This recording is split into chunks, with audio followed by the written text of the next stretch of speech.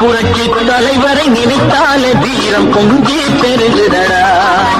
புரட்சி தலைவரை நினைத்தாலே வீரம் பொங்கி பெருகுதடா. மறுச்சியிலே மனம் மயங்கிடும் கோழைக்கு மானம் பிறக்குமடா. மறுச்சியிலே மனம் மயங்கிடும் கோழைக்கு மானம் பிறக்குமடா. புரட்சி தலைவரை நினைத்தாலே வீரம் பொங்கி பெருகிறடா.